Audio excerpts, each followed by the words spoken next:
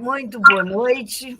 Hoje nós estamos na quarta atividade da Semana do Pediatra, né? Semana de valorização do pediatra mais do que nunca preciso, né? 2021. E nesses tempos novos, ainda temos que nos acostumarmos e aceitar desses encontros virtuais, à distância, porque a nossa Sociedade de Pediatria está toda pronta, está muito bela, toda estruturada e modernizada para receber os nossos eventos, mas nós temos que ter todo cuidado, respeitar as leis de distanciamento e saber que ainda estamos na pandemia. E respeitar a vida, não só a nossa, dos nossos familiares, mas de todos os cearenses, todas as pessoas, todos os brasileiros e todos os habitantes do planeta Terra.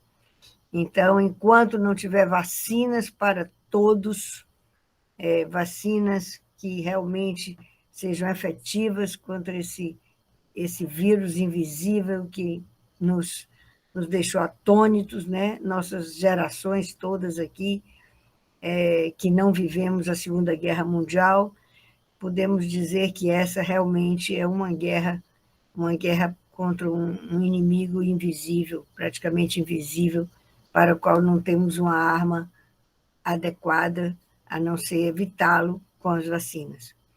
E, então, eu queria agradecer muito, muito as diretorias de ensino e pesquisa, na pessoa da Michele, dos departamentos científicos, que o François não está podendo estar aqui hoje, e a Sinara, que convidaram os departamentos, e aí esses 4 departamentos que foram escolhidos também pela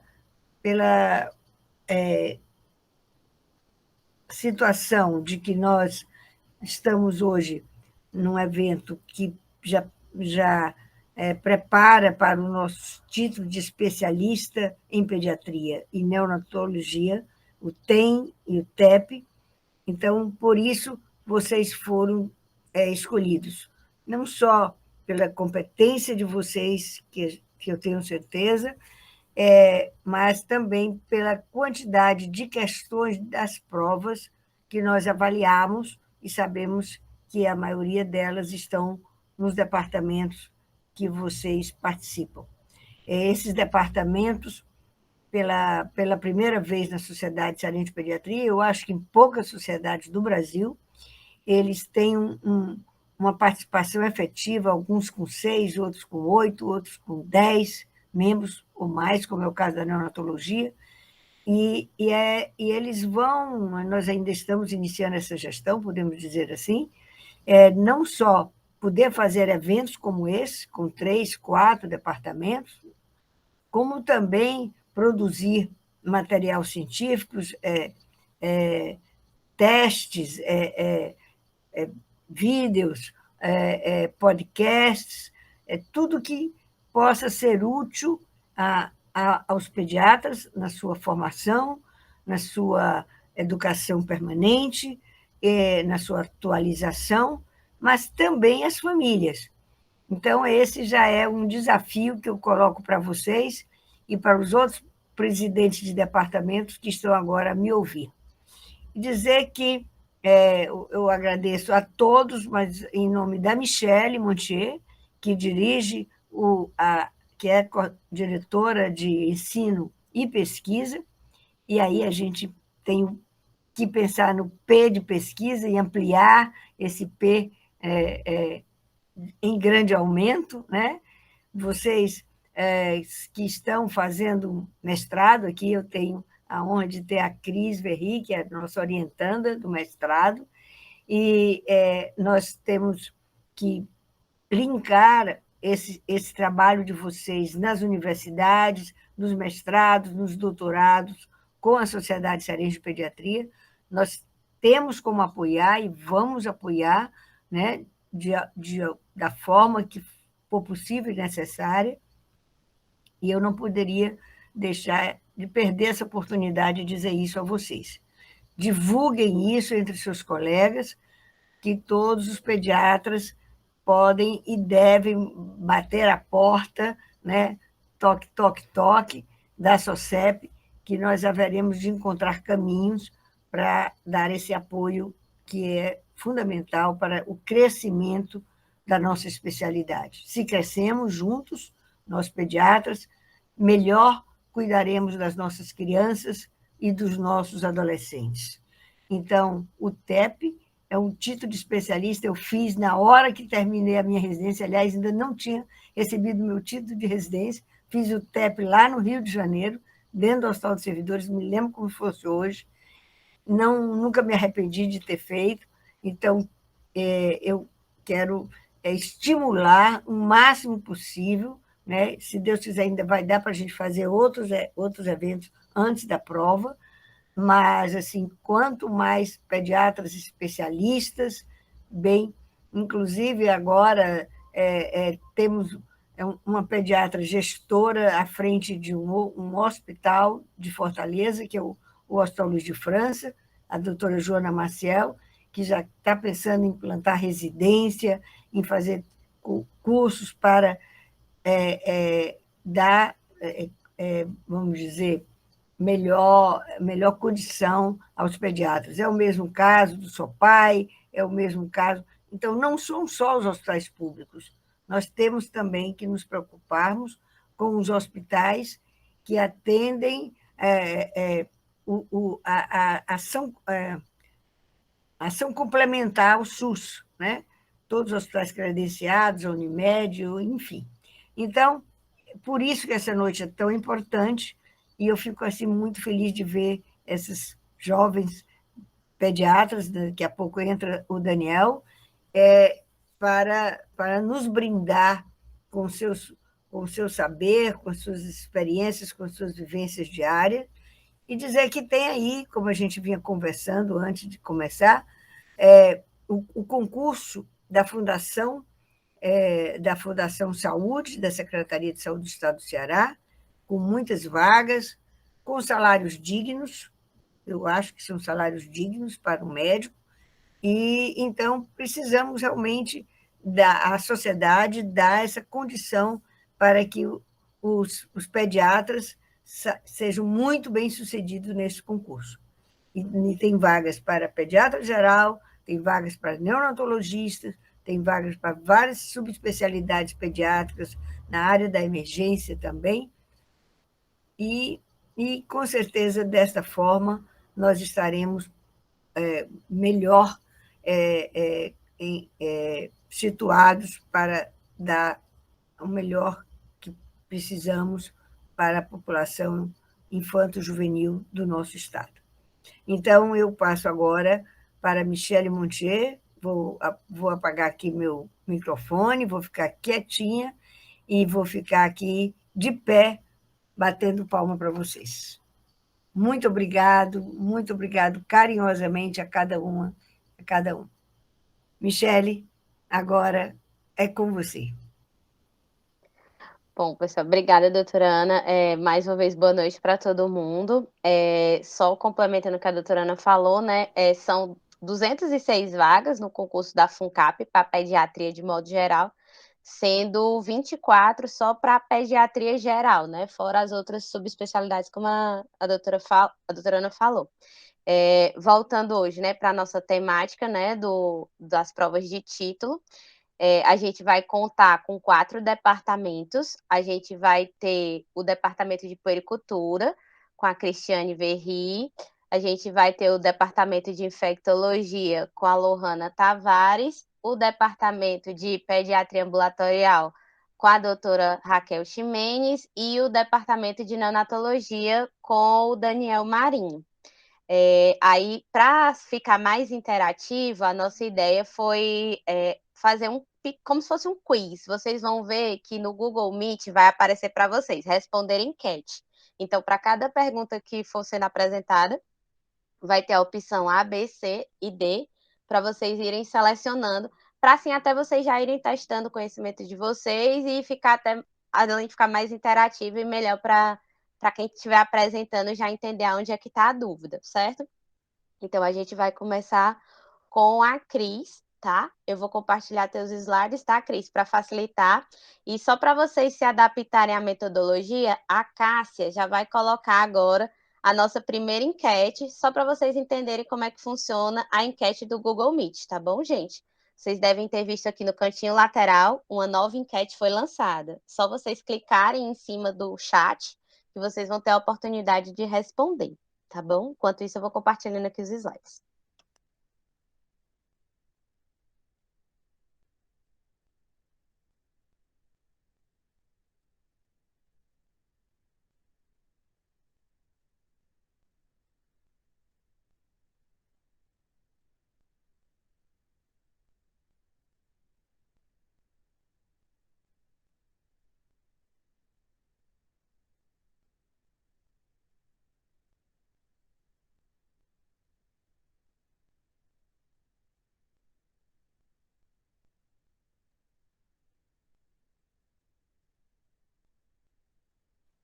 Eu vou compartilhar agora, vocês me dizem se estão vendo, tá? Que meu computador tá me dando uma surra aqui. Mas deu certo.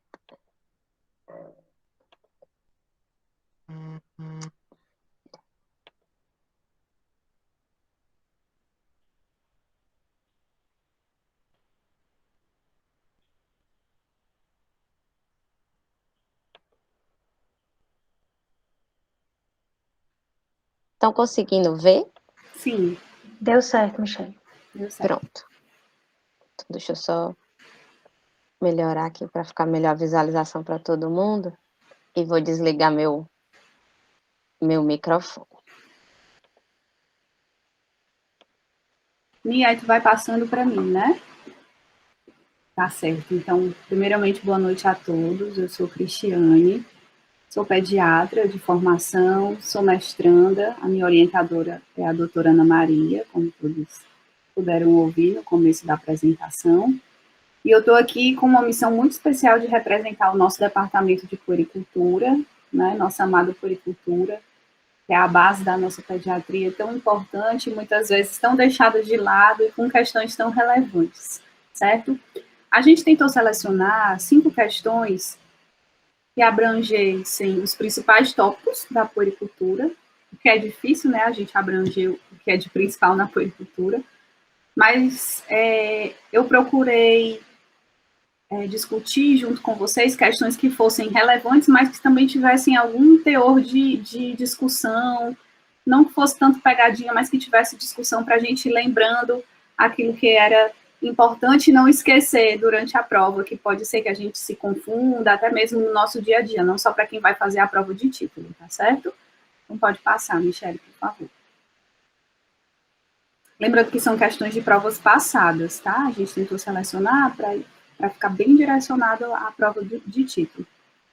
Na primeira questão, a gente tem... E as pessoas vão responder antes, eu leio, como é que funciona? Me dá só uma ajuda? Liga teu microfone.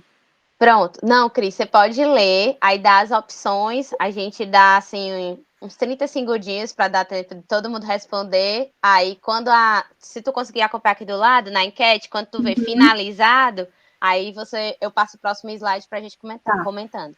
Tu só me avisa quando tiver finalizado, porque eu não estou conseguindo ver a enquete, eu só consigo ver a tela do... Ah, tá. Beleza, bom? Tá ótimo. Tá bom? Tá.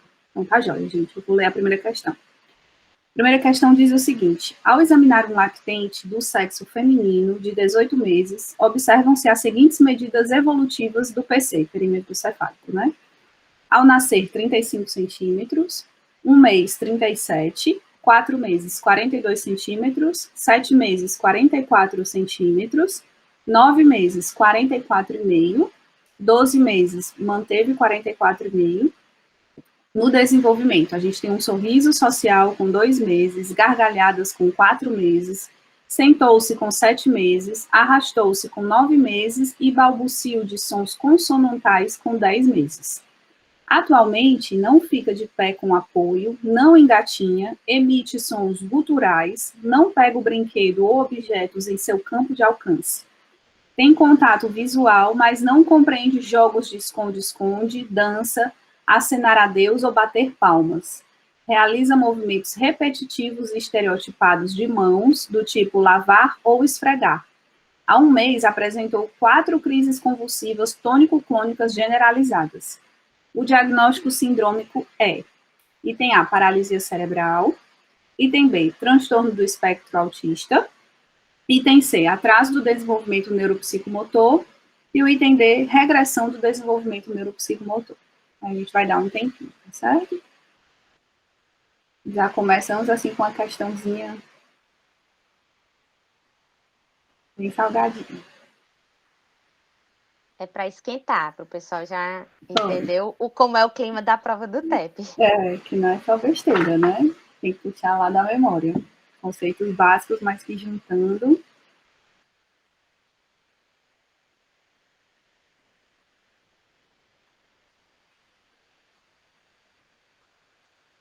Cris, eu acho que já dá para ir. Acredito que todo mundo ir? Já votou.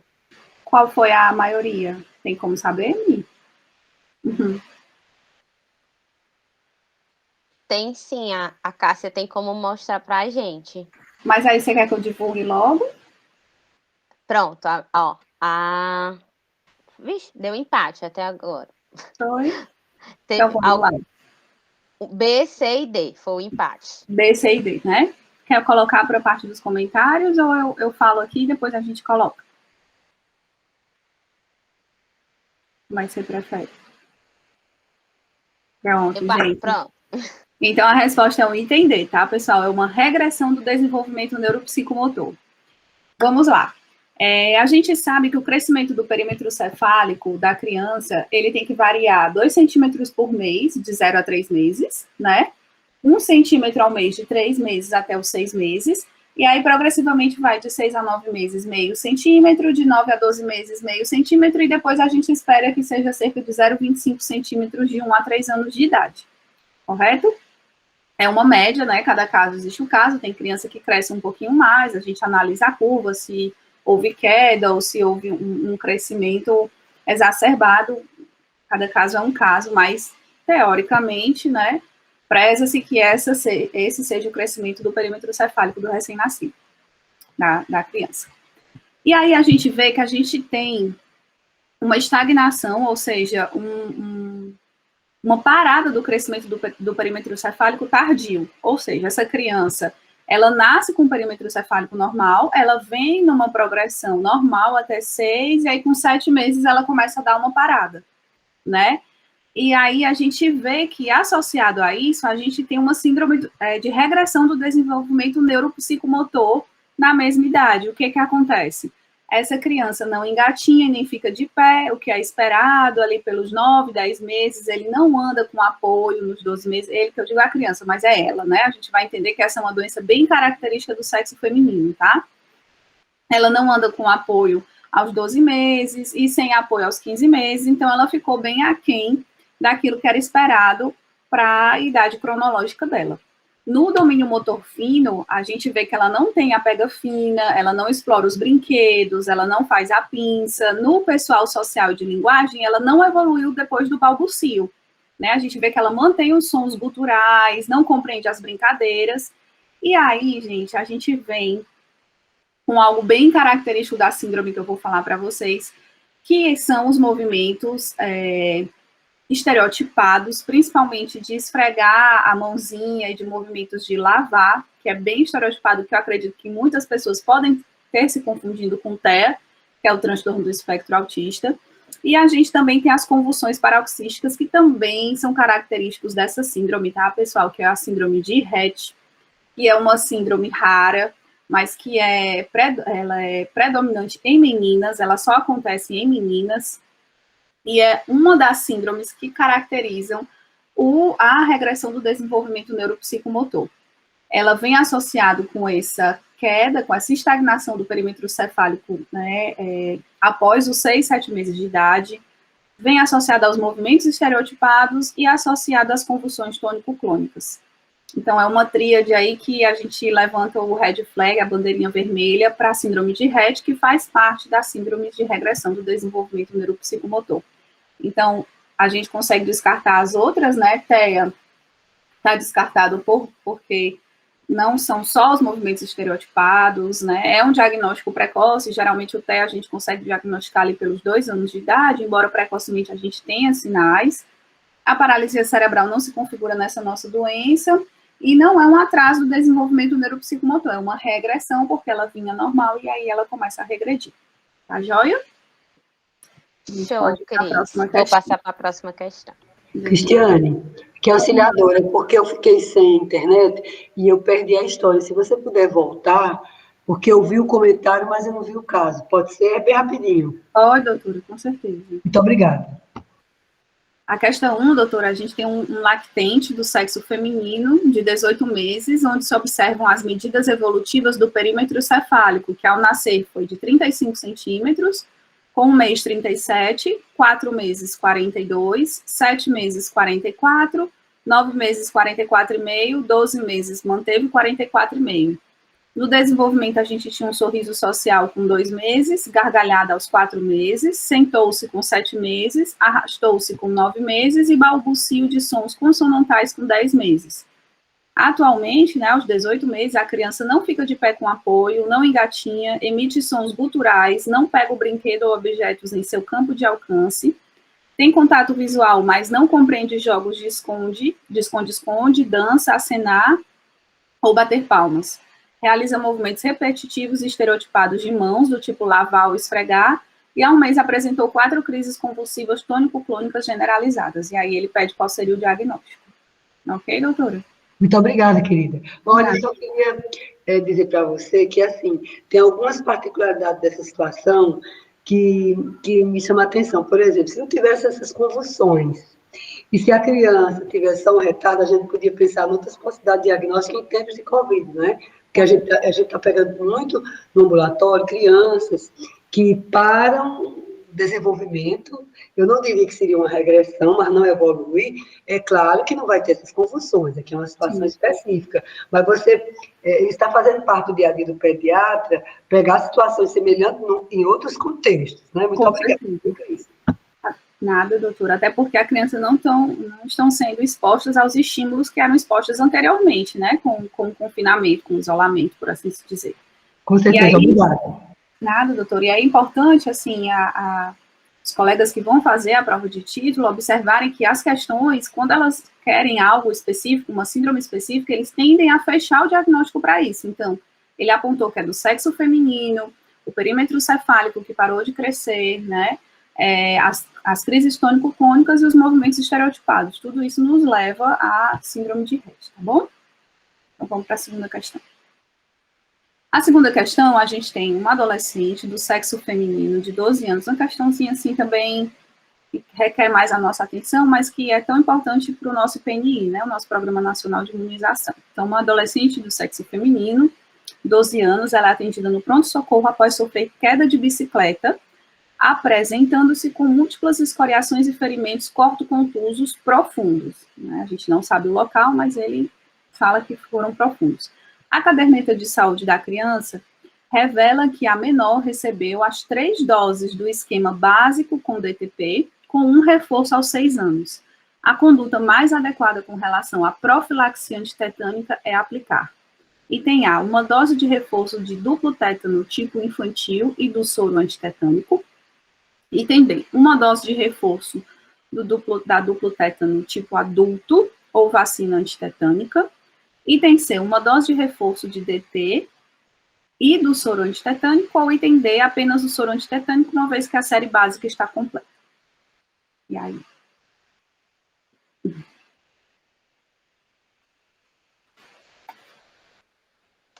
Dessa vez eu vou dar um tempinho maior, porque acho que o pessoal estava se adaptando à metodologia. Sim. Acabou que nem todo mundo conseguiu votar, então vou dar um tempinho maior.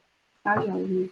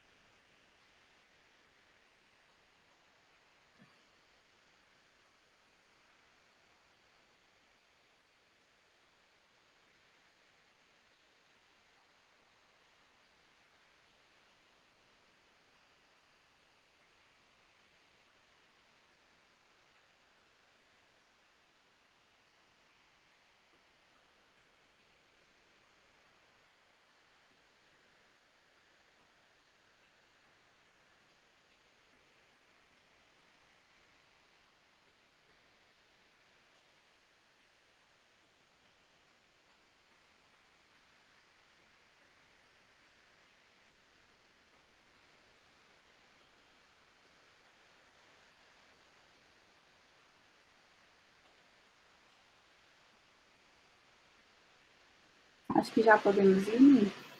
Acho que já podemos ir, já temos 1 minuto aqui. Pela enquete, escolheram o item B, mas teve gente que ficou na dúvida do item C. Perfeito. Então, parabéns, o item correto é o item B mesmo, né? Como a gente pôde observar, essa criança, ela não completou o esquema básico, correto? Então, a Sociedade Brasileira de Pediatria, ela preconiza que nós tenhamos a vacina que está contemplada na penta, né, do tétano, aos 2 meses, aos 4 meses, aos 6 meses, aos 15 meses, com um reforço de 4 a 6 anos. Então, se essa criança completou 3 vacinas e depois o reforço aos 6 anos de idade, a gente está faltando para ela a vacina dos 15 meses, tá certo? Então, por conta disso, essa criança vai ter que tomar uma dose do reforço da duplo tétano, tipo adulto, ou a vacina antitetânica, que seria somente o tétano, porque a gente sabe que a DT contempla a difteria também, né? Mas abrange o tétano. Então, por isso, o item B é o item correto. O item C diz aqui uma dose do reforço, dupla do tipo adulto e de soro antitetânico. Então, o soro antitetânico não seria necessário no caso dessa criança, né? Porque ela sendo imunizada com a vacina antitetânica que falta no calendário básico dela, ela já estaria protegida. E ele, como eu falei no começo da questão, ele não abrange aonde, né, assim, que essa criança sofreu as lesões, só diz que foram cortes contusos, então o soro não seria, assim, tão necessário para essa criança, acredito que nem faça, enfim. Seria mesmo a imunização, no caso das lesões para tétano, tá certo? Diferente da raiva, né, a gente pode confundir um pouco com o soro antirrábico ali, que a gente já faz nas lesões em face, em mãos e em membros, né, superiores, extremidades de membros superiores e inferiores, que a gente faz o soro antirrábico. Na do tétano, a gente tenta ver como é que está o esquema básico da criança, tá bom? Vamos para a próxima questão, por favor.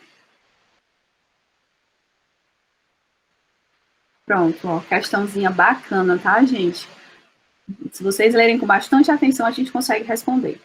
A gente está com um lactente de 2 meses, que nasceu com 2,2 kg, a termo, sem outras complicações, e encontra-se em aleitamento materno exclusivo.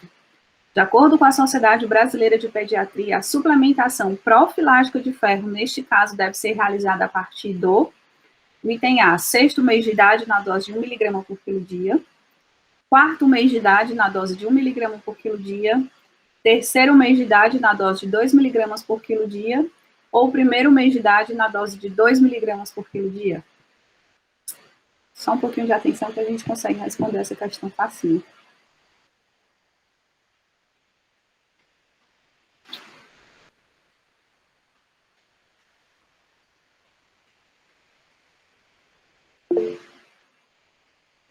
Oi, doutora Libânia. Eu não sei como é que faz para responder. Eu acho que quando você explicou, eu não escutei. Não consigo Para encontrar. votação. Para participar da enquete, doutora Libânia? Isso, para responder as questões. Pronto. Se a senhora estiver no computador, basta a senhora clicar na parte dos 3 pontinhos. Aí, peraí, na verdade, nos 3 pontinhos não. Você vai clicar onde tem assim, mensagens da chamada. Aí vai aparecer depois enquete. Peraí, que eu acho que eu já votei, eu não estou conseguindo mais mostrar. Michele, no meu computador tem no canto inferior Atividades, direito. pronto, isso. Achou, Libânia? Pronto. Vou nos 3 pontinhos, aí lá eu clico em quê? Eu estou no computador. Não, na verdade, não é nos 3 pontinhos. Depois dos 3 pontinhos, abre uma tela com várias opções. Aí eu escolho qual.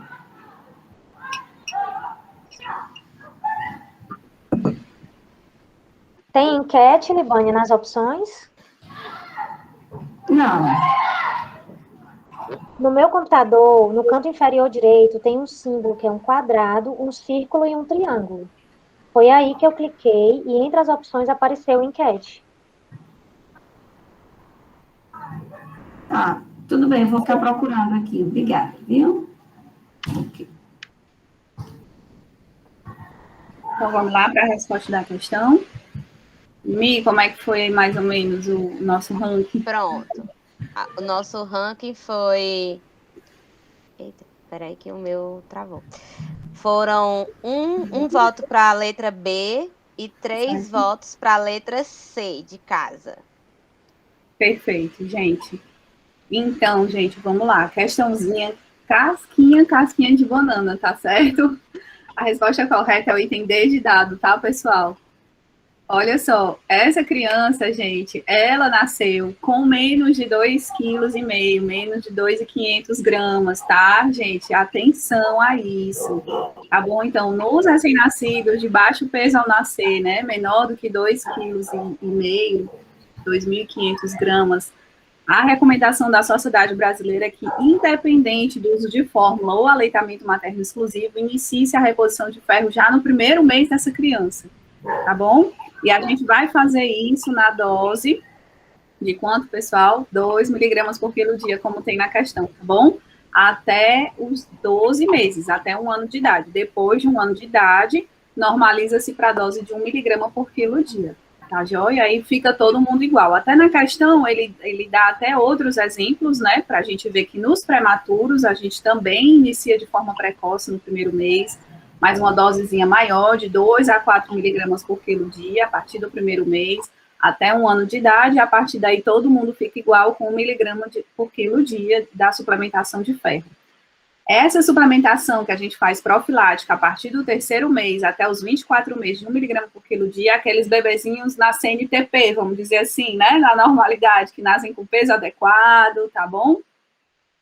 Que não tem nenhuma complicação, nenhuma comorbidade, estão super bem, bem bonitinhos, aí a gente faz realmente essa suplementação do terceiro aos 24 meses. Lembrando que antigamente era a partir do 6º mês, e aí foi mudado recentemente, acredito que há uns 3 anos atrás, no máximo, a Sociedade Brasileira de Pediatria já inicia o ferro no terceiro mês de vida.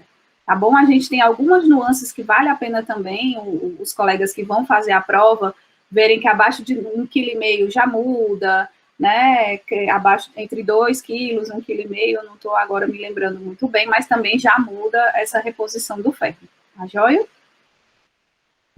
Vamos para a próxima.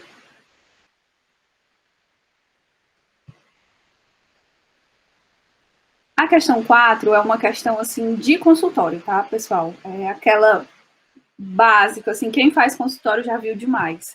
A gente tem um pré-escolar de 3 anos do sexo masculino que é trazido por sua mãe à consulta, pois não quer comer e ela teme que ele fique desnutrido. Conta que faz tudo para que ele coma, mas só aceita alimentos pastosos e líquidos. Deixa o biscoito na boca até derreter e tem preferência por alimentos lácteos. Em função disso, ela cede e coloca suplementos no leite para tentar nutri-lo, né? O famoso mingau. A proposta adequada para essa criança seria utilizar inicialmente a coerção para alterar a preferência, ou seja, vai, menino, come, né? Item B, oferecer alimentos sólidos quando a criança solicitar o leite. Item C, evitar o uso de utensílios que a criança rejeite, como a colher. Ou item D, observar, pois tal comportamento é normal até 4 anos de idade. Questãozinha que caiu no teto já, viu?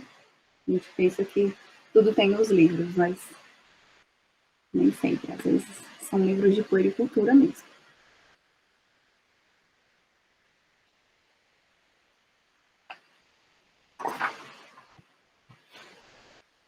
Gente, para quem está entrando agora, que eu vi que já tem bem mais gente do que quando a gente começou, vou só explicar novamente, até tirar a dúvida da doutora Libânia. Quem tiver no computador, do lado do balãozinho onde você aperta no chat, tem um outro símbolozinho que são 3 formas geométricas. Clicando neles, vocês conseguem selecionar enquete. Aí vai abrir as 4 enquetes que aconteceram até agora, porque até agora foram 4 perguntas, certo? Que foram as perguntas da temática de puericultura. Quem está no celular, eu vou abrir aqui meu celular para poder explicar para quem está pelo celular para também dar certo. Enquanto isso, vai rolando mais uns segundinhos aí para responder a pergunta da Cris.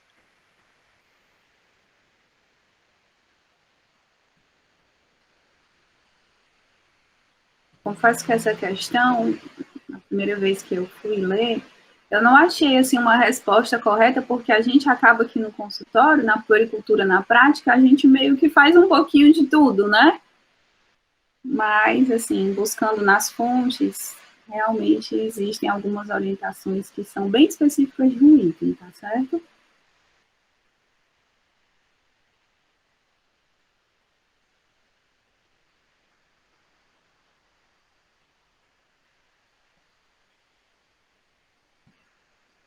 Cris, já estamos com 2 minutinhos.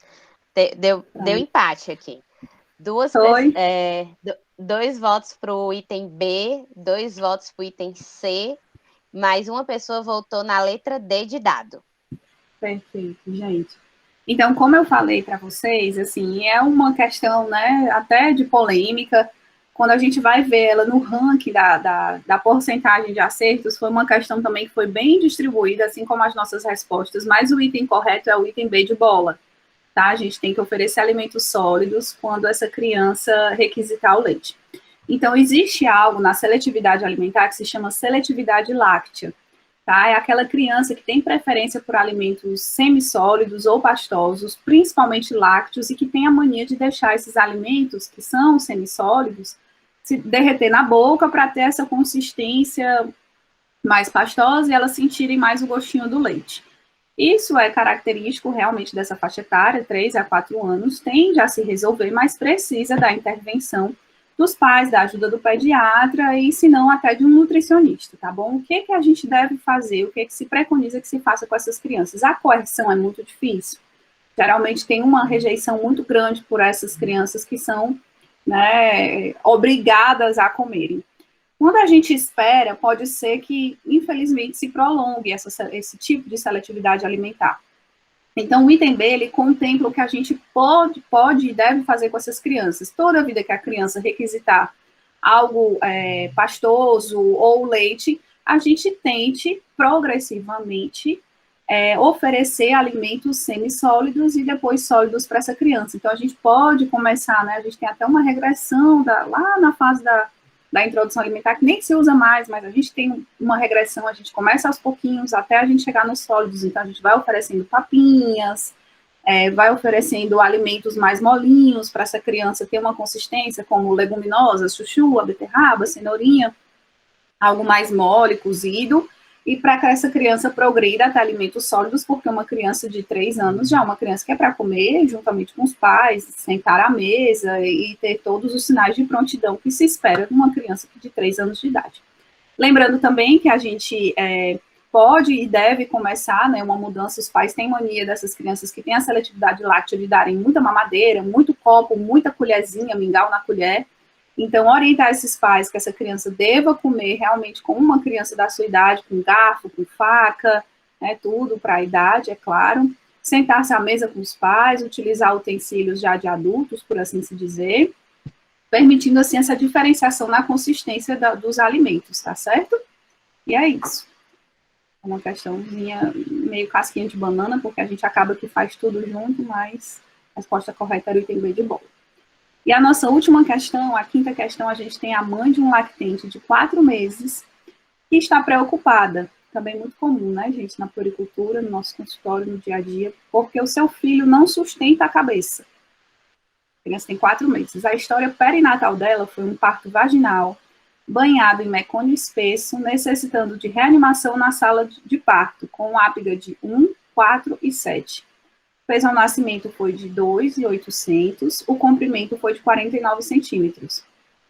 Ao exame físico, durante a consulta, a criança eleva momentaneamente a cabeça em posição de prono e sorri.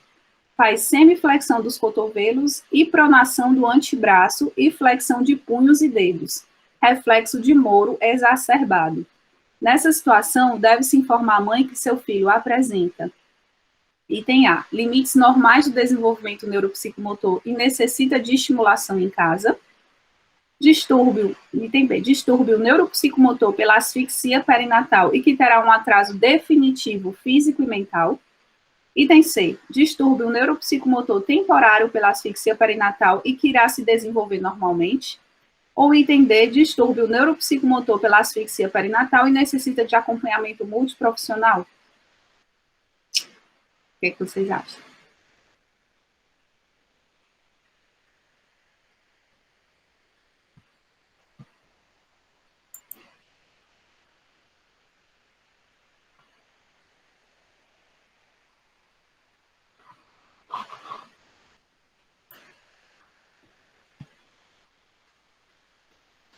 Cris, até agora foi unânime. Todo mundo está votando na letra D de dado.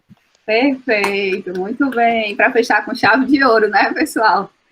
Então, realmente, gente, é o item D, né? De dado, a gente vê que nós temos aí uma criança com um distúrbio neuropsicomotor, por assim dizer, um atraso mesmo, né, neuropsicomotor. O que a gente espera de um lactente de 4 meses? A gente espera que ele já levante a cabeça e o peito quase no eixo vertical. O reflexo tônico cervical não existe mais, tá? E ele já é capaz de levantar a mão até a linha média, certo? Segura objetos e muitas vezes pode levá-los até a boca. Nessa faixa etária, a gente também não tem mais o reflexo de Moro, a gente pode ter um Moro residual, né, que diz aí entre 3 e 4 meses, que a gente ainda pode ter algum Moro residual, mas a gente vê na questão que é um Moro exacerbado, ou seja, um reflexo bem primitivo, e ela tem um atraso neuropsicomotor como causa provável por conta da asfixia perinatal, com a criança que teve um ápida no primeiro minuto de 1 e no quarto minuto, é um asfixiado grave, né, um ápida menor do que 5, ela foi recuperar no 10º minuto, que a gente viu que ela tem um ápida de 7.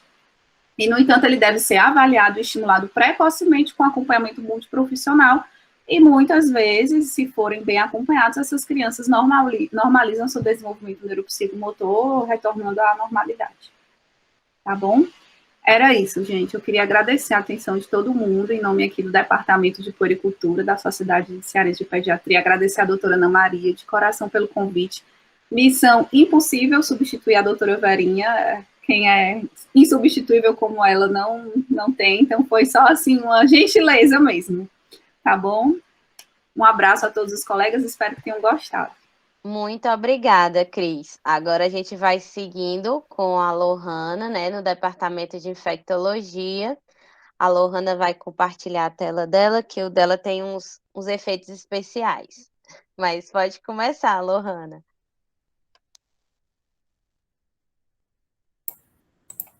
A gente está te vendo super bem. Tá certo. Estão me ouvindo também? Tudo ok? Tudo ok, sim. Tá joia, gente. Boa noite, né? Eu sou Lohana Tavares, né? Sou infectologista pediátrica. Queria agradecer o convite, né? De representar o Departamento de Infectologia da SOCEP. Eu escolhi, na verdade, uma questão aberta de 2019, então vai ser um formato um pouquinho diferente da Cris. Sobre vacinação, que é um tema que é muito frequente, né? Seja em questão aberta, seja em questão fechada, seja o calendário do Ministério da Saúde, seja da SBP, então é um tema que sempre aparece. E o objetivo não é apresentar uma aula de imunizações, mas fazer uma revisão rápida do calendário. E aí a questão fala, então, de uma família composta de pai, mãe, um lactente de 5 meses, em aleitamento materno exclusivo, e um pré-escolar de 4 anos e 8 meses, todos saudáveis, que chegam a um posto de saúde, dizendo que vão morar em outra cidade e que gostariam de atualizar as vacinas de seus filhos, né? E aí as perguntas são quais são as vacinas necessárias para atualizar o esquema vacinal de cada um dos filhos pelo calendário do Ministério da Saúde. Né? E aí, antes de mostrar o calendário das crianças, de vacina das crianças, né, da questão, a gente vai passar de forma rápida pelas atuais recomendações do Programa Nacional de Imunizações. E aí eu vou falar o esquema de cada vacina de forma rápida e algumas observações importantes que eu acho que tem que ser revisada mesmo, certo? Então, a BCG realizada ao nascimento, né, até menores de 5 anos, não imunizados. Lembrar que abaixo de 2 anos, ou de 2 quilos, desculpa, abaixo de 2 quilos, deve ser adiado até que atinja esse peso, né? E desde 2019 não se recomenda mais a revacinação em caso de ausência de cicatriz após 6 meses, né, da aplicação, com algumas exceções, que aí no caso contactantes de portadores de hanseníase. Aí tem essa observação. Para a hepatite B, então, o PNI recomenda a dose do nascimento e vai completar o esquema, então, com a penta, que é aos 2, 4 e 6 meses. Então, a penta do PNI, ela é composta pela vacina, né, DTP, que é a difteria, tétano e coqueluche, com hemófilos influenza tipo B e hepatite B. Então, que é um pouco diferente da hepatite, ou da penta das clínicas privadas, né? E aí, então, a recomendação é o esquema de 2, 4 e 6 meses, com um reforço da DTP aos 15 meses e um segundo reforço da DTP aos 4 anos, podendo estender até menores de 7 anos. E depois, um reforço, né, da dupla adulto, né, da DT adulto, a cada 10 anos. A VIP, né, que é a polio inativada, então, são 3 doses, no esquema de 2, 4 e 6 meses, seguido de 2 reforços com a oral, né, com a vacina da polio oral, aos 15 meses, e a segundo reforço aos 4 anos. Lembrando que desde 2016, a VOP, ela é atualmente bivalente, né? Então, só compõe as cepas 1 e 3, né? E aí, lembrar que é contraindicada em imunossuprimidos e seus contactantes. E uma questão também muito importante de ser lembrada é a questão de se o paciente regurgitar, cuspir ou vomitar, o PNI recomenda, então, não repetir a dose. Para a vacina, então, do rotavírus, né, são 2 doses pelo PNI aos 2 e 4 meses.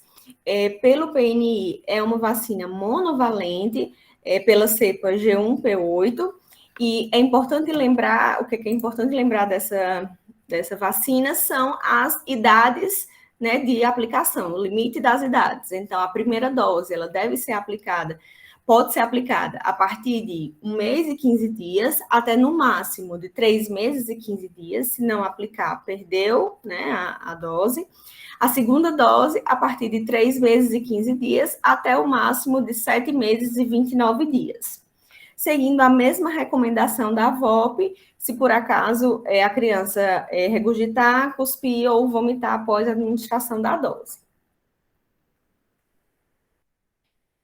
No caso da meningo C, né, que é, então, uma meningo C conjugada, são 2 doses recomendadas aos 3 e 5 meses, com reforço, então, aos 12 meses, normalmente recomendado até menores de 5 anos, mas atualmente estamos com uma disponibilização dessa vacina estendida, né, até crianças e adolescentes até 10 anos, temporariamente, né, até dezembro desse ano. Isso na tentativa de melhorar a nossa cobertura vacinal. E recente, ano passado, né, também foi incluído no PNI o reforço dos adolescentes entre 11 e 12 anos com a meningo ACWY. Isso foi um ganho importante para o Programa Nacional de Imunizações. A pneumo conjugada, então, do PNI, né, normalmente é a 10 valente, e são 2 doses aos 2 e 4 meses, com reforço aos 12 meses, podendo ser, então, até os menores de 5 anos, e a pneumo 13 valente e a pneumo 23 valente, no Programa de Imunização, Nacional de Imunizações, eles estão disponíveis nos CRIAs, né, que são os Centros de Imunizações, para pacientes com perfis de maior risco de infecções invasivas, né, e que atualmente, também de forma temporária, a pneumo 13 valente está com uma disponibilização estendida das suas indicações. A febre amarela, então, atualmente indicada para toda a população brasileira, né, independente da localização geográfica, né?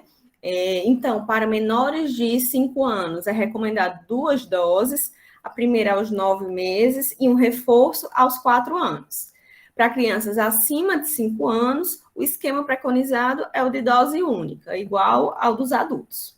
Lembrar que se uma lactente, né, de bebês menores de 6 meses precisar se vacinar e não der realmente para adiar essa imunização, porque vai se vacinar, ou porque vai viajar para um local que precisa da comprovação, ou porque está num local que está tendo surto e o risco-benefício, né, é melhor, essa lactante tem que ser orientada que deve suspender o aleitamento materno por 10 dias após a vacinação.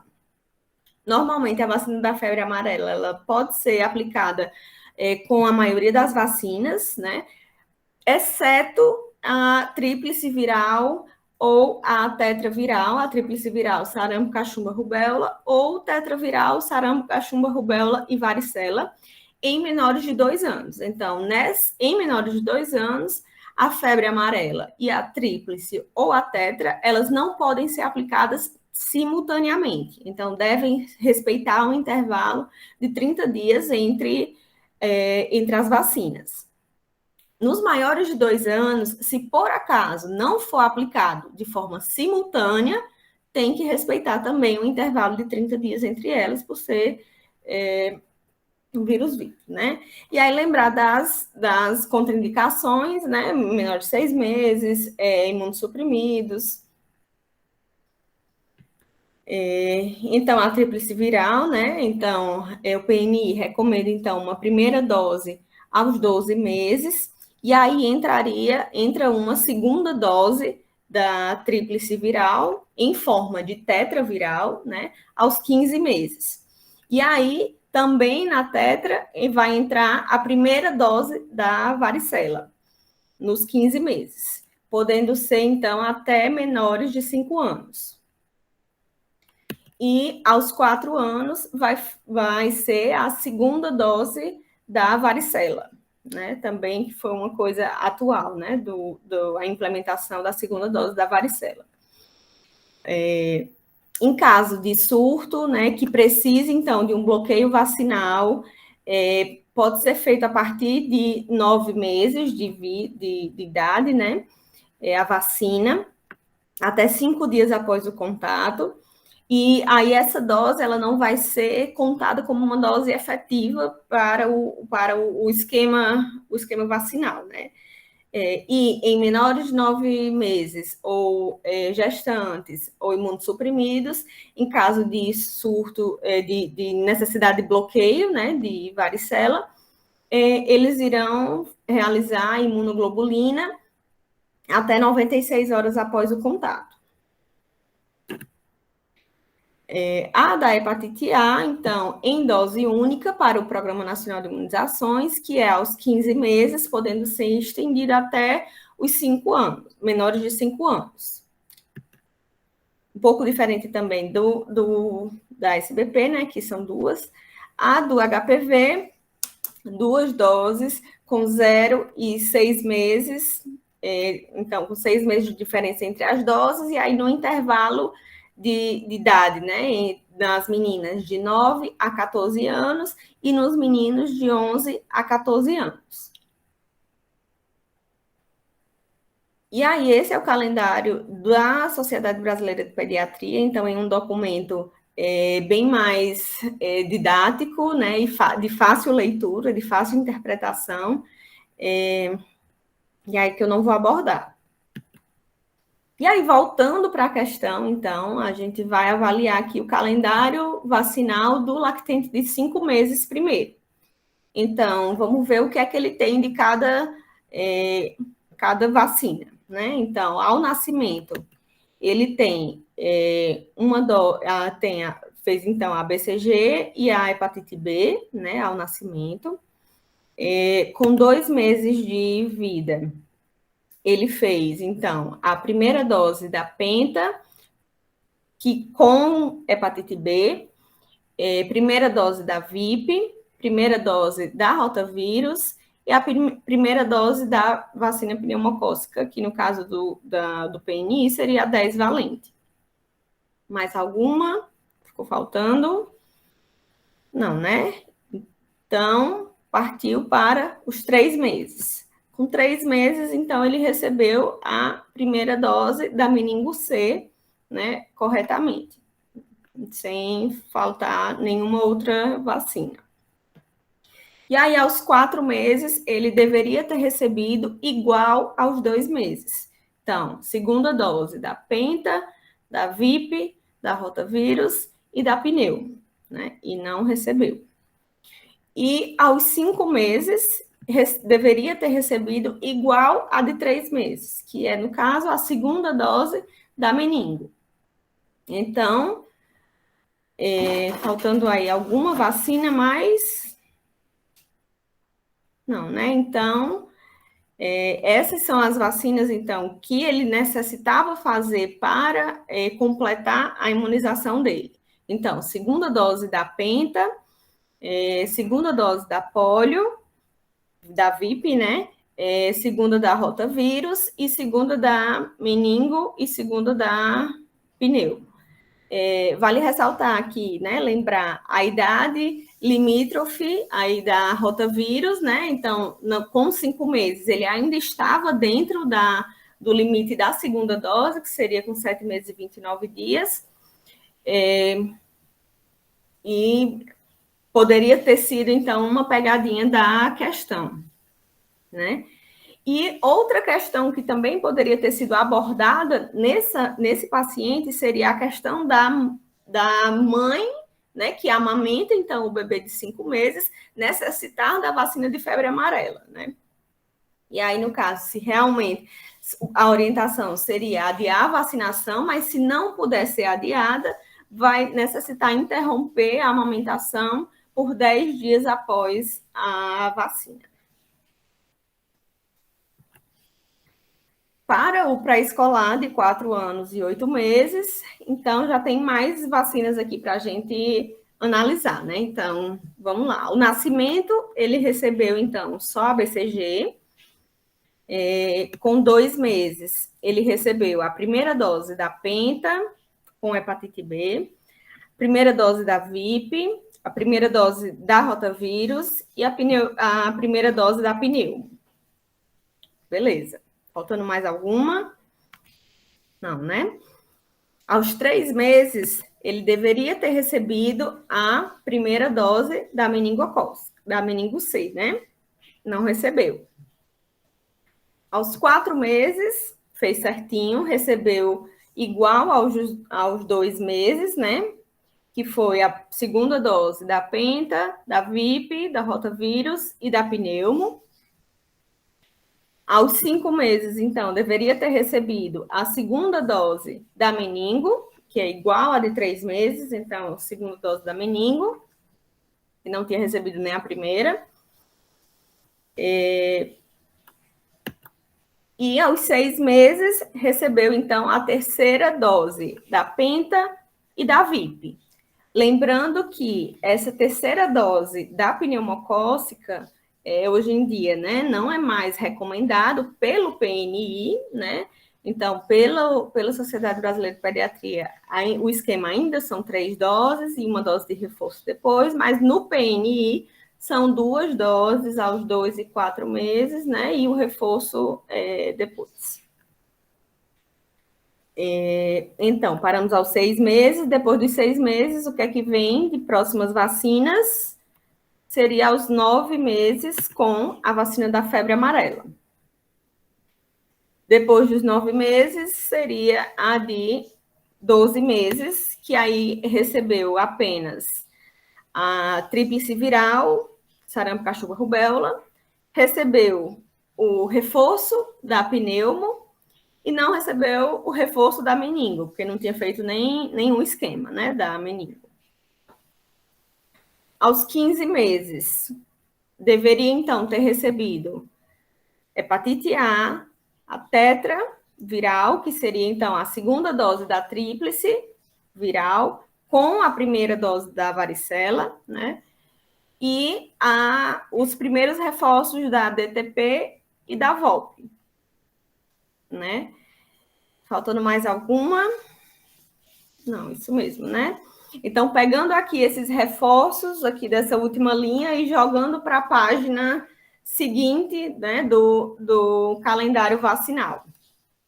Então, paramos aos 15 meses, né, que foi, então, hepatite A, tetra, reforço da DTP e reforço da VOLP. E depois dos 15 meses, quais seriam as próximas vacinas? Seriam aos 4 anos, com o reforço da febre amarela e o segundo reforço da DTP e da VOLP. E aí chegamos na idade, então, que ela está. Então, juntando tudo que ela não recebeu, ficaria, então, não recebeu nenhuma meningo, não recebeu nenhuma febre amarela, não recebeu hepatite A, não recebeu nenhuma varicela, né? E falta a segunda dose da tríplice, então falta a tetra, e falta os reforços da DTP e da VOLP. Então, o gabarito foi justamente esse, que foi a tetra, hepatite A, meningite C, né? O reforço da DTP e da VOLP, e a da febre amarela. E aqui eu chamo a atenção para duas coisas. Então, nessa idade de 4 anos e 8 meses, ou ele vai aplicar a tetra com a febre amarela simultaneamente, ou ele vai esperar 30 dias entre as doses. E outra questão importante de ser lembrada é que ele está no limite, né, para perder algumas vacinas, como a da hepatite A, que seria até no máximo 4 anos, 11 meses e 29 dias. A tetra também, 4 anos, 11 meses e 29 dias. A meningo C também, se ela não tivesse. Atualmente ela está estendida, mas normalmente é até menores de 5 anos. Então, essa pode ter sido uma pegadinha, né? Poderia ter, então, colocado uma idade fora do prazo de aplicação da vacina. E é isso. E aí eu chamo a atenção que não estava no gabarito, mas no cartão vacinal dessa criança, chama a atenção aqui que não tem, então, uma criança de 4 anos e 8 meses, né? Que não tem nenhuma vacina aqui nas campanhas, né? E influenza, né? Então, a gente sabe que é campanha anual, a partir de 6 meses, e aí entraria para ela uma primo vacinação em menores de 9 anos, que tem que ser, então, 2 doses com intervalo de 30 dias entre elas. Apesar de não estar no gabarito, mas é importante a gente lembrar, certo?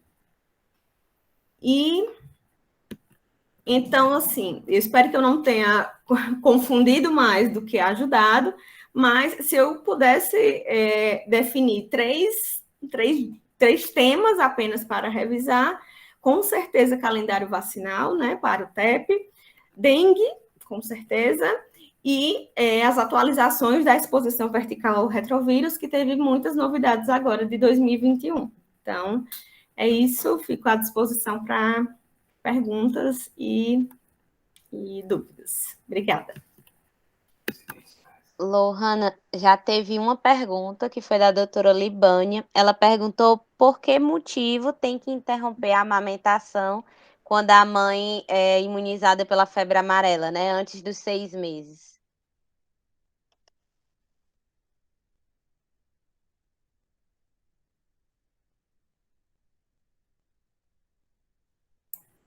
Voltei. Desculpa, saí sem querer. Então, é preciso esperar os 10 dias, porque é uma vacina de vírus vivo e, então, pode passar pelo leite materno então, em bebês menores de 6 meses, a vacina, então, é contraindicada por ser de vírus vivo. Então, a lactante que amamenta o bebê menor de 6 meses, né, então, contraindicado por ter o risco de passar, então, para o bebê, pelo aleitamento materno, certo? Tá ótimo, Lohana, obrigada. Agradecendo também, né, pela sua colaboração, representando o Departamento de Infectologia e dando continuidade. Agora vamos para o Departamento de Pediatria Ambulatorial com a doutora. Vou compartilhar seus slides, tá, doutora? Falhou um pouquinho para mim, Michele, mas eu acho que eu entendi. Gente, boa noite. Meu nome é Raquel. Queria agradecer o convite da SOCEP, dizer que eu acho super louvável essas iniciativas da gente se reunir, discutir, né? E, de certa forma, a gente sempre aprende, sempre tem informação nova e eu achei essa ideia muito, muito bacana. Parabéns pela iniciativa. Bom, a pedido da SOCEP, né, a gente só selecionou algumas questões mais voltadas para a pediatria ambulatorial. Eu tentei não confundir muito com puericultura, porque já foi abordado, né, e na verdade se confunde um pouco. Mas vamos lá, a gente já deu adiantada aqui da hora, vamos seguir. Bom, primeira questão, a questão do TEP de 2019, sobre armazenamento de leite materno. A mãe de um bebê de 4 meses em aleitamento exclusivo procura orientação, porque vai trabalhar em 15 dias, daqui a 15 dias, né? A orientação adequada é que a mãe retire seu leite e armazene em frascos de vidro com tampa plástica. E aí a gente tem as opções: na geladeira por até 2 horas, ou congelador freezer por 12 horas, oferecer preferencialmente por copinho.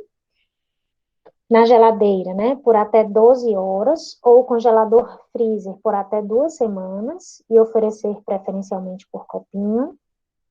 Na geladeira por até 12 horas, ou congelador freezer 2 semanas também, e oferecer pela mamadeira, ou por até 24 horas na geladeira, ou congelador freezer por até 4 semanas, que seria o prazo de aproximadamente 1 mês, né? E oferecendo por mamadeira. Como essa é uma questão muito, muito presente em quem faz ambulatório, né? Tanto no serviço privado como no serviço público, essa dúvida é recorrente. Então, achei interessante trazer esse tema para cá. O que é que vocês acham? Deixar a enquete aí da Michelle. Já estou caminhando aqui com a enquete, já.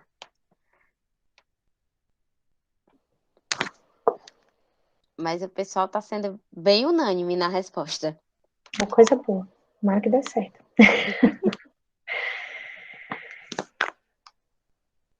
Bom. Está sendo unânime a letra B de bola. Coisa boa. Fico feliz demais. A recomendação realmente é essa, né? Em geladeira por até 12 horas e no congelador por até 2 semanas. Essa é a determinação mais atual. E ainda tem algumas particularidades, né? Na geladeira é interessante que obedeça, Michele, a temperatura de até 5 graus, né? E no congelamento de até -3. Não maior do que 5 na geladeira e não maior do que -3 no congelador. Para conservar as propriedades, né? E, assim, uma coisa que a questão não diz, mas que eu acho que é uma informação interessante, evitar a porta da geladeira. Porque a porta da geladeira é onde a temperatura varia mais, e as pessoas tendem a colocar na porta da geladeira pela praticidade, né? Então, quando a gente vai estudar mesmo o armazenamento, é orientado evitar a porta da geladeira e preferir aquele compartimento que normalmente, né? Mas é óbvio que muda, mas normalmente é mais baixo, que é reservado para o armazenamento de carne in natura. Tá bom? Pode seguir. Show, vou caminhando aqui. Questão também do TEP de 2019. Lactente de 15 meses, que está há 7 dias com pápulas eritematosas no tronco, nas palmas das mãos e nas plantas dos pés, e apresenta prurido. Não deu para colocar a figura, né? Ou tem figura? Não deu para colocar a figura. Apresentados nas figuras, mas não vê a figura, não tem nada não. A gente abstrai. nega fatores de melhora ou piora. E a mãe também tem lesões pruriginosas nas axilas há 20 dias. Diagnóstico e tratamento.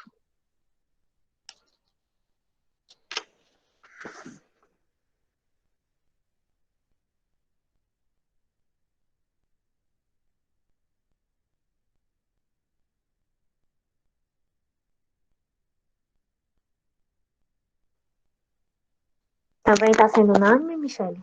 Tá. E bem rápido. E bem Coisa rápido. boa. Assim. Parecendo bem rápido. Porque já está todo mundo familiarizado aí Isso, acho com que a é também com a enquete. sistemática. É. Unânime, letra A. Letra A. Vamos lá, por que que não é a letra D? Porque a dermatite de contato, normalmente, ela segue a forma do contato irritante, né? Ou um cabresto de chinela, ou uma bijuteria niquelada. O prurigo estrófilo, ele não tem esse formato, né? E não duraria 7 dias e não passa de uma pessoa para outra, né? É a questão da picada do inseto. A doença mão-pé-boca são vesículas, né? O formato é vesícula e polpa-tronco. Normalmente é uma doença que polpa tronco, não atinge tronco. Então, realmente, né, quando a gente fala de 15 meses, que a localização típica é palmas e plantas, né? E com a mãe com essa queixa pruriginosa, não tem muita dúvida, não, é isso mesmo. E isso aparece, né? É impressionante. Impressionante como na vida real é recorrente. Questão 3, também de 2019. Traz um recém-nascido saudável, nascido de parto normal, sem intercorrências perinatais, e tem um resultado de IRT de 160, considerado alterado, né? E aí essa criança foi reconvocada e o novo resultado veio 150, ainda alterado. Então, criança com 2 IRTs alteradas. Qual é a conduta correta? Prescrever a profilaxia com antibiótico, realizar teste do suor medindo cloro, repetir a IRT depois de 30 dias, ou já iniciar a reposição de enzimas pancreáticas. O pessoal tá tímido para responder essa. Enquanto as outras foi bem ligeirinha, essa aqui tá timidamente aqui. Não, agora pronto. Acho que encontraram o botão. Acabou a timidez, Michele. Acabou a timidez.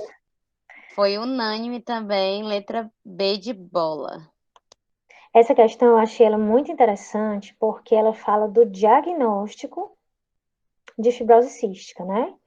E muitas vezes a gente pode cair na armadilha de dar um diagnóstico com teste de triagem, que é um erro, que seria um erro, né? Então, realmente, você não tem como fechar diagnóstico mesmo com as IRTs alteradas, você precisa fazer o exame específico, que seria o teste do suor. Perfeito. Eu tô correndo um pouquinho por causa da hora mesmo, que eu tô achando que tá... O pessoal deve estar cansado. E ainda tem o pessoal ainda do tem o tempo. Daniel, pois é. É verdade. Mas qualquer dúvida, qualquer coisa, tu diz, Michele, porque eu não consigo ver não, chat. Tá certo, eu tô aqui de olho. Tá, joia. Outra dúvida recorrente, né, de ambulatório, independente de onde você esteja, sempre chega, né? Então, a gestante procura o pediatra para saber se ela vai poder amamentar o seu filho, pois ela faz uso do haloperidol e da prometazina. E o médico assistente já indicou que ela não pode interromper o uso desses medicamentos depois que o bebê nascer. Ela quer muito amamentar, isso é importante. Nesse caso, é correto afirmar que esses medicamentos são seguros durante a amamentação, esses medicamentos não são seguros durante a amamentação, deve-se substituir a prometazina, pois ela é contraindicada, ou, na outra opção, deve-se substituir o haloperidol, pois ele é contraindicado durante a amamentação.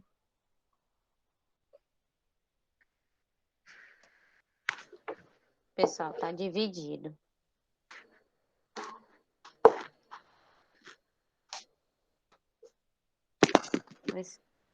O pessoal tá bem dividido. Só não marcaram a letra B. Não foi marcada a B, foi marcada Agora A, já C, marcaram, D. já marcaram. Pronto, para você ficar bem feliz, para ser uma coisa bem democrática. Para você poder comentar bastante. Mas assim, tá ganhando a D de dado. Substituiu o haloperidol. Ah, é? Na verdade, esses medicamentos são considerados seguros durante a amamentação, porque assim, existem drogas consideradas compatíveis com a amamentação, possivelmente compatíveis, possivelmente perigosas e perigosas, né? Essa classificação tem até num documento da própria SBP, eu não sei se é de 2017 ou 2018, tá me falhando aqui, acho que é 2017, mas quando a gente entra no site que coloca drogas em amamentação, ele é a primeira opção que aparece. E aí lá eles obedecem essa classificação, baseado num site de estudos americano e em os dados também do Ministério da Saúde. Então, segundo tudo isso, as duas drogas são consideradas possivelmente compatíveis. Que quando a gente vai ver a definição, Michele, significa o quê? Ou as drogas possivelmente compatíveis, ou não há estudos em nutrizes capazes de afirmar nada, né? Ou os estudos revelam efeitos colaterais irrelevantes. Então, quando a gente considera o risco de uma mãe, provavelmente com quadro psiquiátrico psicótico, né, que seria a indicação do haloperidol, muitas vezes se associa com a promethazina, e o desejo dela de amamentar, que é um direito também, e é uma droga considerada possivelmente compatível, então a opção correta seria realmente a letra A. São consideradas drogas seguras. Podem ser prescritas, e claro, um paciente que necessita de acompanhamento, né? Tanto o bebê quanto a lactante. E eu não sei se algum colega ainda não conhece, mas às vezes quando eu estou na prática e alguém pergunta de uma droga assim bem estranha, eu sempre acesso o iLactância, né? Que é um site que ele é feito para isso, né? Ele avalia a compatibilidade de medicamentos com a lactação. E aí mostra o risco, a avaliação do FDA, é bem completinha a informação. Né? Então, tem esse manual da SBP, que eu tenho baixado no meu computador, mas tem para consultas rápidas o iLactância Resolve, com uma beleza. Fica aqui a dica. Melhor dica. Gente, para finalizar, mais uma questão de pele. Eu não sei se vocês perceberam, se você leu todos, eu vi todos aqueles tabs que você me mandou, Michele, rapidamente, cai muita questão de pele. É impressionante como essas questões de pele, elas são recorrentes, e às vezes elas vêm com uma casquinha de banana bem bonitinha. Então, vamos lá, um bebê lactente de 12 meses, que está há 6 dias, apresenta há 6 dias lesões do tipo placa eritematosa e descamativa na região malar e frontal. A figura também não veio dessa vez. Teve lesões semelhantes anteriormente em 4 episódios, com início aos 6 meses de idade, na região malar e extensora dos membros. O prurido é intenso e ocorre pior com a mudança de temperatura. O diagnóstico e a conduta são: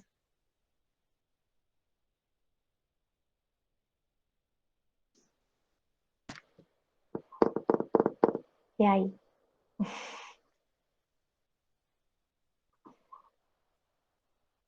Tá empatado C e D. Vamos ver se mais alguém vota. Não, pronto. C começou a disparar aqui. Letra C. Mais alguém?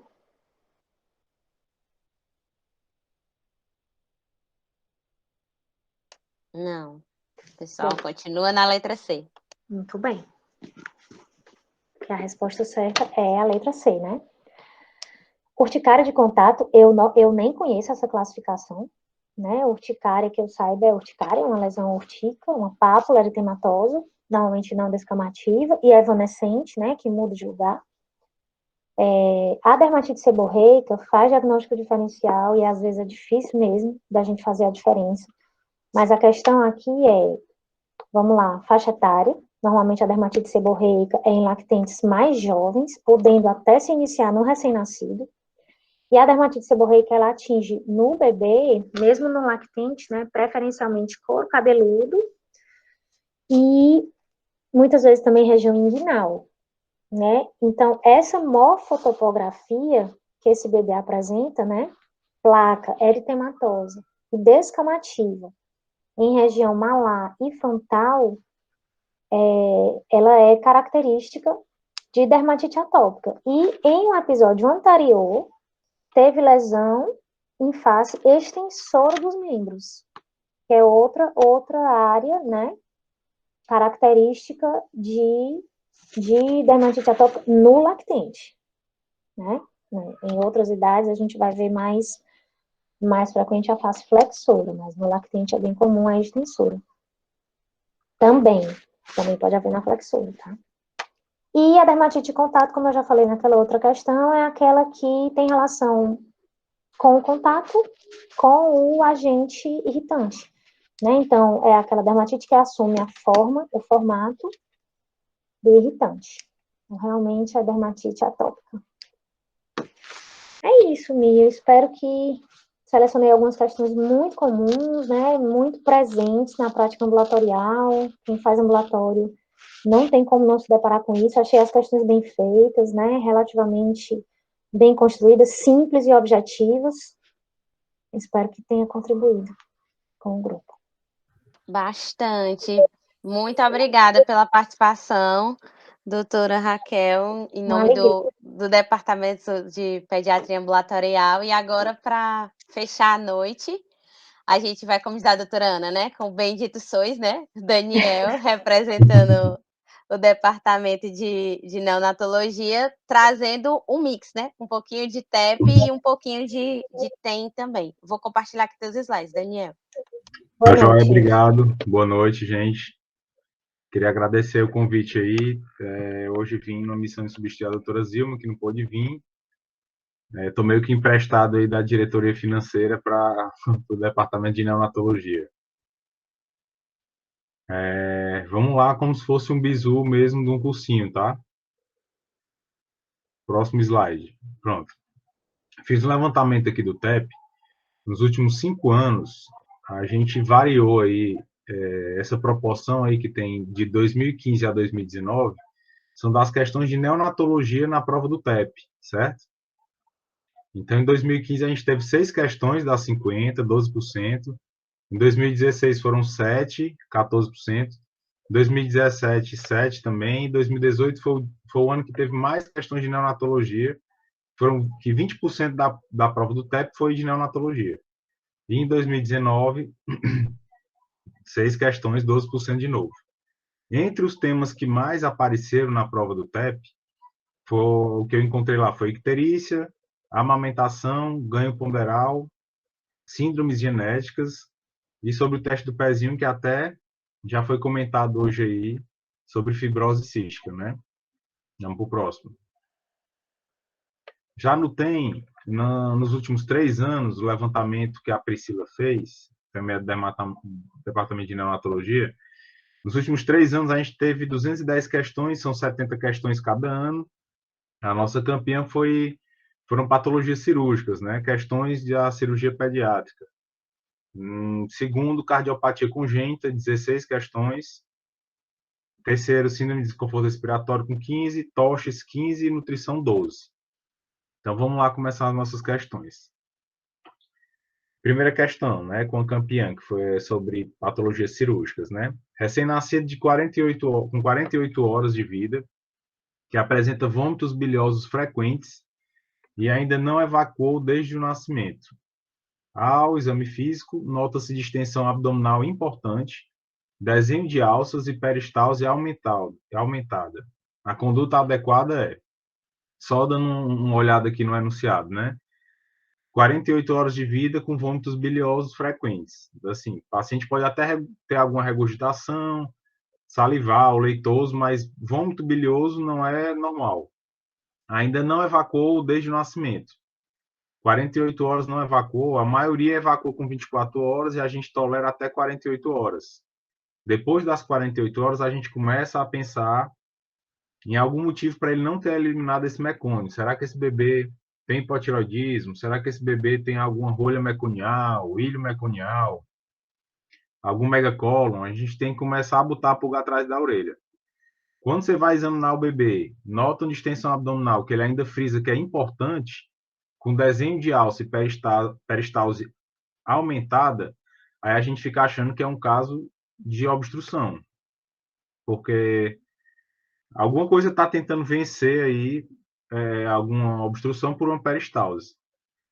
Mas vamos lá, ler os itens. O que é que a gente faria num bebê que está com esse quadro aí? Letra A. Conduta expectante, uma vez que a primeira evacuação pode ocorrer até o 5º dia de vida, não pode ser expectante, né? Esse bebê está precisando de ajuda agora. Na primeira evacuação, não dá para esperar até o 5º dia de vida. Letra B. Providenciar a coleta urgente do teste do pezinho por ser uma provável fibrose cística. Esse bebê pode até ter fibrose cística, porque ele pode ter ilho meconial e os bebês que têm ilho meconial, quase todos têm fibrose cística. Nem todos que têm fibrose cística têm ilho meconial, mas os que têm ilho meconial, quase todos têm fibrose cística. Então, se realmente fosse fechado o diagnóstico de ilho meconial, era provável ser de fibrose cística, mas daí a providenciar um teste do pezinho urgente para tomar alguma conduta não daria. Teste do pé, até porque o teste do pezinho demora a sair o resultado. A gente tinha que tomar uma conduta antes, já que o paciente está grave. Letra C. Realizar estímulo retal diário com supositório de... Aqui não é glicemia, aqui é glicerina, tá? E realização de exames para rastreamento infeccioso. Às vezes, dependendo do quadro de obstrução, se você acha que é uma rolha meconial, alguma coisa do tipo, ilho meconial, você pode até fazer alguma lavagem com substância hidrossolúvel, que é o caso da glicerina. Mas a principal hipótese de diagnóstico aqui não é rastreamento infeccioso, é obstrução. Quadro infeccioso ia diminuir a peristalse, diminuir os ruídos hidroaéreos, né? E ia funcionar menos, e não funcionar mais, como é o caso. Aqui o que está se vendo é um desenho de alça e peristalse aumentada, tentando vencer a resistência da obstrução. E letra D, indicar dieta zero, sonda nasogástrica, em sifonagem, ainda acrescentaria aí uma hidratação, e radiografia de abdômen por provável obstrução intestinal. É um bebê que precisaria de um raio-x. Quanto mais baixa for essa obstrução, maior é a distensão abdominal. Como ele diz aqui que a distensão abdominal é importante, eu acredito que essa obstrução seja baixa, porque o abdômen do bebê está bastante distendido, tá certo? Então, vamos lá para o próximo slide, só para confirmar aí, letra D, questão sobre cirurgia, obstrução intestinal, que foi a campeã aí no TEM. Próximo. Cardiopatia, vamos lá. Realizado o teste de oximetria em recém-nascido de termo, com 38 horas de vida, e obteve-se o seguinte resultado: membro superior direito, 99%. Membro inferior, 95% de saturação. A conduta que deve ser tomada nessa situação aqui é teste do coraçãozinho, né? Deve dar alta, pois o teste é normal, e reavaliar o recém-nascido em uma semana. Realizar o ecocardiograma o mais rápido possível para avaliar o início de medicação específica. Repetir o exame em 1 hora e, se permanecer alterado, indicar a realização de ecocardiograma. Internar na UTI e iniciar prostaglandina para manter o canal arterial pérvio, depois repetir o exame o mais rápido possível. Vamos lá. O teste do coraçãozinho é um teste de triagem que ele serve para detectar cardiopatias críticas, tá certo? Ele deve ser feito em bebês com mais de 34 semanas de vida, entre 24 e 48 horas. Então, vamos lá, tá com 38 horas de vida, ok, tá no tempo certo. O resultado ideal tem que dar igual ou acima de 95% nos dois membros. O membro superior direito veio 99%, o inferior veio 95%. Os dois estão com 95% ou mais, ok. Mas a diferença entre ambos não pode ser superior a 2. Então, se tiver 3 ou mais, ele dá alterado. No caso aqui, a diferença foi de 4 pontos percentuais. Então, o teste do coraçãozinho aqui foi considerado alterado. O que é que isso quer dizer? Que a gente, pelo protocolo, que a gente tem que repetir o exame com 1 hora, e caso ele venha novamente alterado, é que a gente vai indicar o ecocardiograma para ser feito nas próximas 24 horas. Só confirmando aí, letra C. Lembrando que o teste do coraçãozinho, ele não substitui o nosso exame físico minucioso. Ele serve para detectar algumas cardiopatias mais críticas, uma coartação de aorta, hipoplasia do coração esquerdo, transposição de grandes vasos, mas ele não detecta todas as cardiopatias. Então, você tem que continuar examinando o bebê, e inclusive essas, por exemplo, coartação de aorta, você pode ter um teste de coraçãozinho normal. Então, é bom palpar os pulsos femorais, ver se o bebê tem algum sinal de insuficiência cardíaca, antes de dar alta do bebê. Coloquei a importância do teste de coraçãozinho, só voltando um pouquinho. Porque quase 5% das crianças com cardiopatia são responsáveis por... Eu coloquei errado. Quase 5% das mortes do período neonatal são devido a cardiopatias, tá certo? E se você pegar de maneira isolada, a cardiopatia congênita, ela é a principal anomalia do período neonatal. Tá joia? Por isso que eu escolhi essa questão também. Vamos lá, próxima.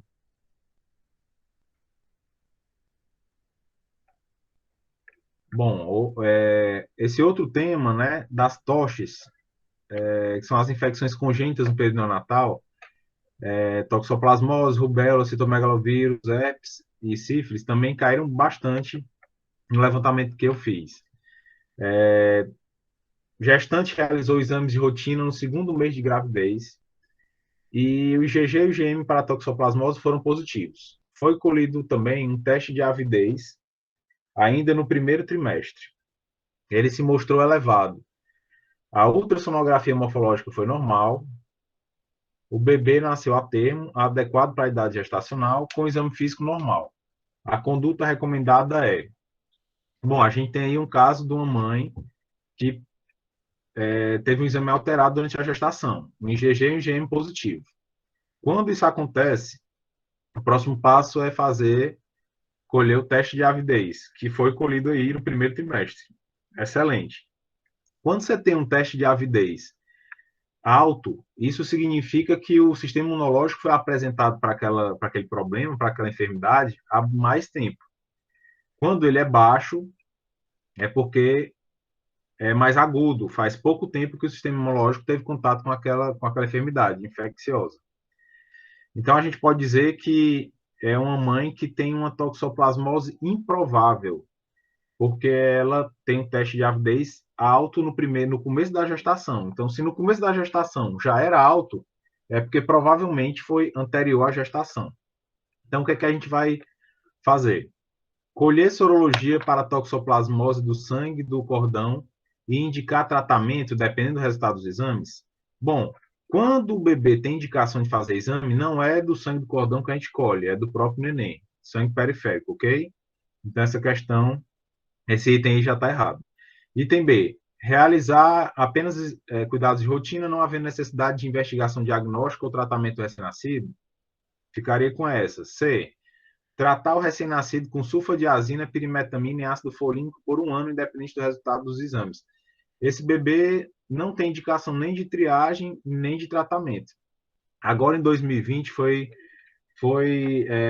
mudado, foi emitida uma nota técnica do Ministério da Saúde que o fluxo da toxoplasmose está bem menos invasivo. Então, a gente só vai tratar aqueles bebês que têm sintomas de toxoplasmose ou que têm um IgM positivo, tá certo?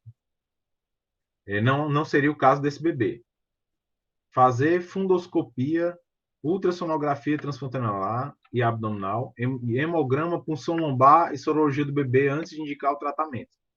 Bom, como estou dizendo, como eu disse, assim, esse bebê não tem indicação de investigação, porque a mãe tem uma toxoplasmose improvável. E, atualmente, a punção lombar está bem menos indicado, porque, por essa última nota, a gente está sendo menos invasivo. A gente só vai fazer esses exames mais invasivos na toxoplasmose se você tiver um bebê sintomático. Próximo.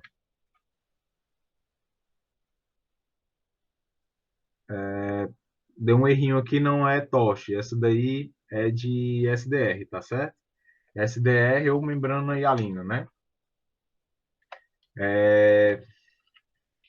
Em relação às melhores evidências da literatura referente à recomendação para o manejo da síndrome de desconforto respiratório do recém-nascido, é correto afirmar que o catéter nasal de alto fluxo gera nível de CPAP constante sem as inconveniências das prongas nasais? Bom, o catéter nasal de alto fluxo, que a gente chama de TAF, né, ou terapia de alto fluxo, ela é ela permite a gente dar conforto ao neném, faz parte da melhoria do conforto da criança, no aspecto de que você consegue colocar um fluxo bem maior, umidificado e aquecido para o recém-nascido. Diferentemente do catéter normal, que você consegue fazer isso só até 3 litros por minuto. Mas ele não consegue manter uma PEP, né, uma pressão como o CPAP, porque ele só oclui 50% da narina. Eu não oclui tudo como CPAP. E também você não consegue titular essa pressão. Ela dá alguma pressão bem pequena, não dá para comparar com o CPAP, e você não consegue controlar isso daí. Então, esse item está errado. Item B, as evidências cada vez mais sugerem o uso de rotina do midazolam e morfina em prematuros ventilados devido à SDR. Bom, os últimos estudos mostram que a gente deve evitar o midazolam e a morfina para sedação, porque eles estão associados à leucomalácia e principalmente hemorragia intraventricular. Agora, nessa segunda onda da pandemia, a gente até teve que usar morfina para sedar recém-nascido por conta da falta do fentanil, mas essa não é a primeira escolha, tá certo? Não é indicado, não. Letra C. O uso de cafeína mostrou-se eficaz no melhor desempenho do neurodesenvolvimento em prematuros abaixo de 30 semanas de idade gestacional. No entanto, não se encontrou evidências que suportem seu uso em facilitar o desmame da ventilação mecânica. Bom, a primeira parte é verdade. Ela é eficaz no melhor desempenho do neurodesenvolvimento dos prematuros, ok. Mas ela é o contrário do que diz a segunda parte. Ela já existem evidências científicas que mostram que ela aumenta o sucesso da extubação, assim como ela também serve para a apneia. Então, esse item está errado só por conta disso. Item D. O uso do CPAP deve ser iniciado desde o nascimento em todos os recém-nascidos com menos de 30 semanas de idade gestacional, com risco de SDR, desde que não necessitem de intubação para estabilização. Isso. Se o bebê tiver respiração espontânea, né, tiver drive respiratório, e ele não tiver indicação de ventilação, que é saturação abaixo de 90%, com FO2 acima de 40%, esse bebê, independente de ser prematuro, extremo ou não, ele tem indicação de CPAP. Ele vai se beneficiar com o uso de CPAP na sala de parto, tá bom? Próximo. Recém-nascido, de 28 semanas, mãe sem pré-natal, o bebê pesando 860 gramas ao nascimento. Foi entubado na sala de parto, recebeu surfactante com 1 hora de vida e foi mantido em ventilação mecânica com parâmetros baixos, pressão arterial normal, boa perfusão periférica, eliminação de mecônio e diurese presentes. Não parece ser um bebê estável, né? PA boa perfusão, eliminações. A conduta adequada quanto à nutrição é nutrição parenteral e dieta enteral trófica após as 48 horas de vida, que é tempo mínimo exigido para que o recém-nascido alcance estabilidade clínica. Não, a gente está vendo que o bebê já está estável e as últimas recomendações é que quanto mais precoce você possa iniciar a nutrição enteral e a parenteral, melhor. A nutrição parenteral, inclusive, tem alguns serviços que já tem uma nutrição parenteral padrão para você já começar nas primeiras horas de vida. E a enteral precoce também vai beneficiar o bebê.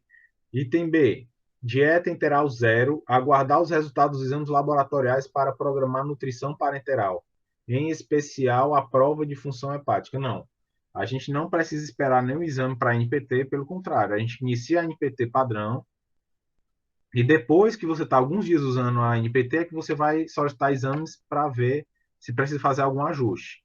Dieta zero não precisa iniciar, não precisa esperar, não precisa ficar em dieta enteral zero esperando nenhum exame. Se o bebê tiver peristalse, se o bebê tiver estável, você pode iniciar nas primeiras horas já com dieta trófica.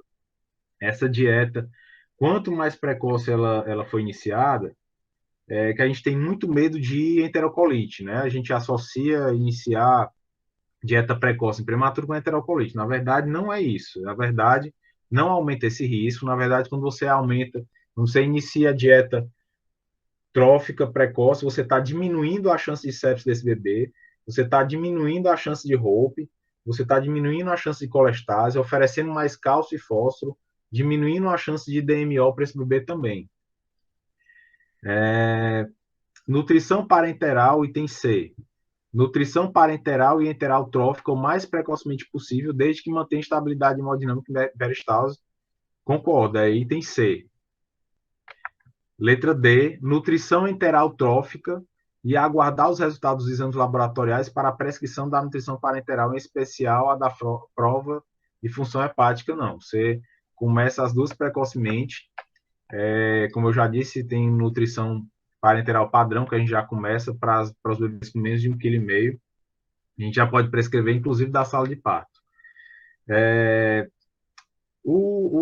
A dieta trófica, especialmente com leite materno, com leite humano, ela vai estimular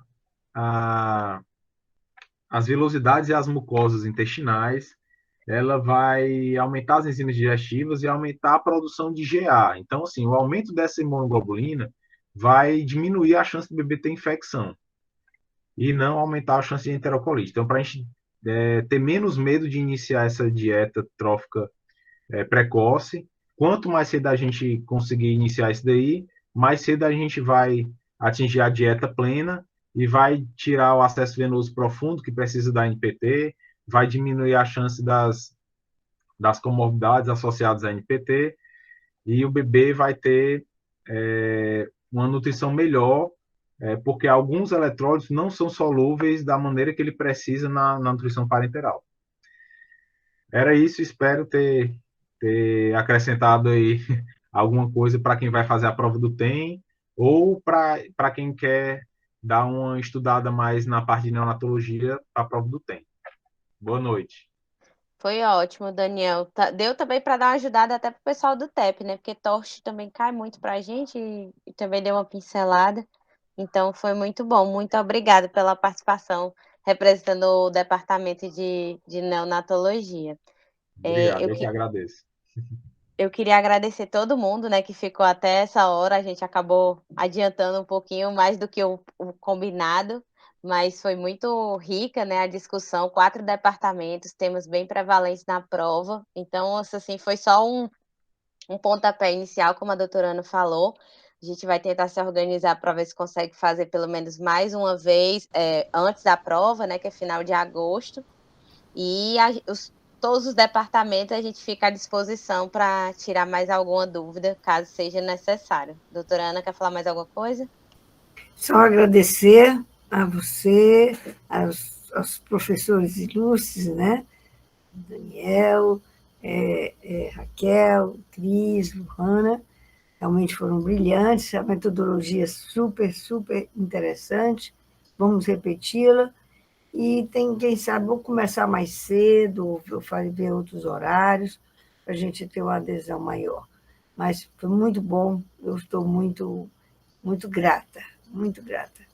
E sigamos para que tenhamos uma aprovação do TEP aqui no Ceará de bem próximo do 100%. Vamos atingir isso como meta, tá bom? Muito obrigado, boa noite a todos. E amanhã a gente ainda tem a participação dos pediatras incríveis, cantores, pintores, poetas, e vocês vão poder assistir, só que será no finalzinho da tarde, não será mais à noite. Um abraço a todos, com muito carinho.